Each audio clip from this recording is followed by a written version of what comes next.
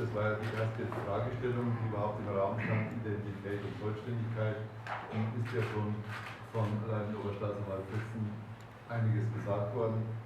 Zunächst einmal rein morphologisch war das Skelett einer jungen weiblichen Person zuzuordnen, und der DNA-Vergleich hat dann gezeigt, dass es sich eben um das Skelett der Tanja Greff handelt, sodass das relativ schnell klar war. Die zweite große Fragestellung war eben die Fragestellung der Verletzungen, wobei es da mehrere Gesichtspunkte gibt. Zunächst einmal der Gesichtspunkt, gibt es Spuren an den Knochen, die gefunden wurden, an welcher Stelle auch immer, die im Sinne von sogenannten Werkzeugspuren zu interpretieren sind. Das heißt, gibt es Anhaltspunkte dafür, dass ein Werkzeug im Zusammenhang mit dem Tod und oder einem möglichen Absturz eine Rolle spielen könnte.